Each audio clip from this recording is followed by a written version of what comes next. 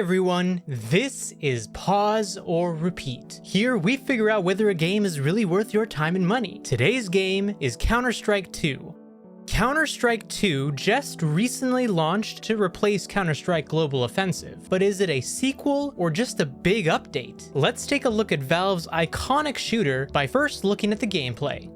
The gameplay of Counter-Strike 2 is much the same as any of the previous Counter-Strike games. It is a tactical shooter where peeking corners and game sense reigns supreme. This means that the game's pace is going to be much slower than many shooters out there today, such as Call of Duty. That being said, each gun has a specific skill curve to learn how to best use it. From learning to aim precisely and quickly with a sniper, to learning the spray patterns for guns like the AK-47, there is a plenty high skill ceiling to keep yourself busy. Gameplay outside of this largely consists of queuing up at the game's provided game modes, but the classic one being terrorists versus counter-terrorists, where the terrorists have to plant a bomb. This mode has a casual and a ranked mode for you competitive gamers out there. Which leads us to the story. The story of Counter-Strike 2 is entirely told from context and is not really a big focus at all. The only thing you really need to know about the story is the whole terrorist versus counter-terrorist team separation, and even that is entirely just a gameplay mechanic. Even then, most people will probably completely forget about the contextual story, as the gameplay is definitely the focus here. Overall, Counter-Strike 2 is a sequel that so far the community is optimistic about, but does wholly seem like just a huge update. But it has brought up the conversation behind live service games updating and leaving previous versions behind to be lost to time, particularly because you are now unable to go back and play Counter-Strike Global Offensive as this update has replaced it. But now the question still stands: pause or repeat? This one's an interesting one for us to do because we normally do games that are, a little bit more story based. And that's why the segment for the story is kind of like, what story? What There's story? not really, there really isn't a story when it comes to this game. But at the same time, it's an iconic series that's been around for a long time. 2 decades. And exactly, yeah, 2 decades. It's crazy how long it's been around. I always forget about that, actually. But when I tried playing this, disclaimer, it's been, probably close to 20 years since I've played Counter-Strike, because the last time I played Counter-Strike really consistently was during the Counter-Strike Source time, which that game came out in 2004. So Right. that's a long time ago. And I probably was not good back then. No, you were playing on your Windows XP. You're in elementary school. Yeah, exactly. Like the family computer that yeah, it's you just probably there, put not a really virus a gaming on. computer. You Yeah, turned it into exactly. LimeWire too. Good times, good times. Golden era of gaming back then, at least in my head. But yeah, it just felt like, maybe for me, the gameplay felt really slow, and maybe that's just me expecting, when I go into a shooter nowadays, I'm going for the shooters like ones that we've mentioned already on the show, like Turbo Overkill, where it's super fast paced, super action packed, and this one, by comparison, is just a lot slower, and you got to take your time, you got to be a little bit methodical with everything.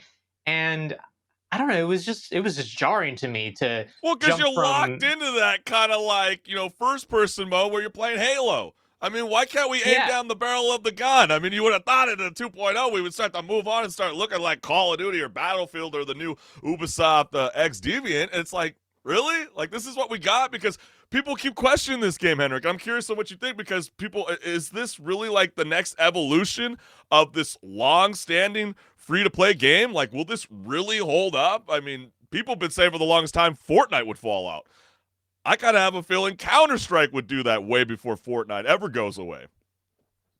well, at the same time, though, there's a big esports scene for Counter-Strike, and the community is Very still true really point. active. So I mean, I see what you're saying, because you would expect that they would have innovated between, Counter-Strike Global Offensive and Counter-Strike 2. But I think at the same time, if they do add in features like aim down sights and things like that, they're gonna get huge backlash from the people who've been playing Counter Strike all the way since the 1.6 days, or even back when the game wasn't even an official release; it was just a mod of Half Life. Yeah. So I think that they're kind of in that position where they can't really change too much, because if they do, they're gonna lose their identity, and that's why I I don't think know. I think I would challenge you on that just a little bit. I think it's more of a really. Valve's decision to kind of hold on to, Steam inventories that players have held on to for the last 2 decades. Because the thing is, when you have real world value when it comes to digital assets, like people always opening up those, crates to unlock knives or gun skins, I think that's really what they're clutching on to. Because my honest opinion, it just doesn't feel like the gameplay has been advanced. Zero. I mean, it doesn't make me want to stick around long enough. Well, that's the thing. Yeah, like the gameplay hasn't changed, but I do agree that I will. Okay, so them, not changing the backbone of their monetization through the caches is a great move by them, because if they had moved on from that, I'm sure they get crazy backlash because Probably want to get the fan the base to follow, right? yeah, exactly, because some of these like knife skins and things like that are like hundreds of dollars. Imagine you buy a skin in your one of your favorite games, we'll say Fortnite for example, and then all of a sudden an update comes out and you have no access to that skin that you bought for $500. Right. That Like Unreal would Engine be 6 comes out and they're like, sorry, we downloaded a whole new app. yeah. We're revamping it. Yeah, That'd be I mean, crazy. I don't know about some of you guys, but I would be livid if that was the case. Oh, absolutely. But I thought you brought up an excellent point talking about Counter Strike's impact on esports world, because just in August 2023, 37,000 fans showed up in Germany to watch the sold out final of the Intel Extreme Masters. But is that enough to continue to keep people motivated? I know that there was millions more watching online, which is really incredible, but I'm thinking about the long run, not the short run. And I see this transition with Counter-Strike and, developing, maps like Inferno to have a little bit more sharpened detail to the map. But then you see maps like Cash, who seem like they're absent of any kind of change whatsoever. So when I see this and I know that they're running on a new engine called Source Engine 2, whoop-de-doo, no one really cares. The gamers out there, we just want a really badass game. And it's unfortunate because this game sets up the best kind of competitive play that everybody wants in online gaming. So I would like to see this series become successful, but I think there's just way too many shooter games out there, and this is not something that I would be pushing forward with, I think, all the way till the end of the year. I think it dies pretty much by Thanksgiving.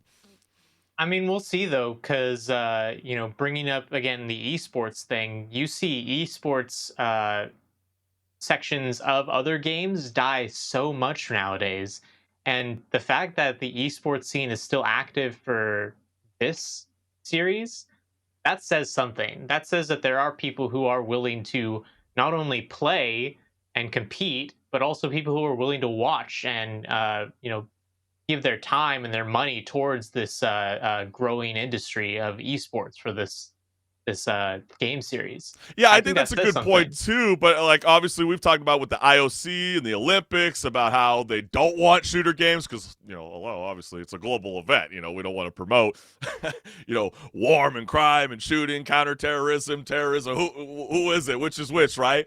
But then again, we had the Asian Games that just went on recently, which we've come to find out and discover that almost half of the games, probably almost 2/3 of the games, are from one single studio company. So that's kind of the tough battle. I mean, maybe Counter Strike has to continue to do their own thing to become relevant, kind of like what Fortnite was implementing. I know they were showcasing their brand new fancy trophy, trying to entice people to be encouraged to join their $4 million tournament. So, hey, I mean, I guess we'll see what's good, but to be honest with you, fam, I think everybody's hearing it in my voice and tonality.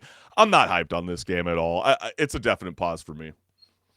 Yeah, I believe it's a pause for me as well, considering I just don't see myself playing this very much. I mean, maybe I'll hop on every now and then just to see what's going on and see if the Because game it's is free still to play. alive.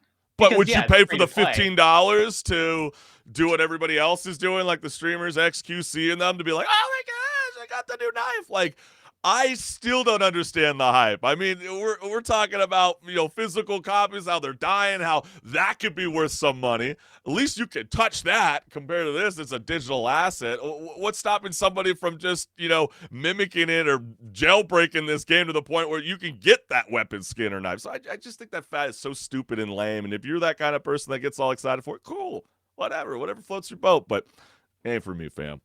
Yeah, I mean the knife skins and gun skins are all really cool. I can say that, but it doesn't entice me to go and play a game that I'm not having actual fun playing. Oh yeah.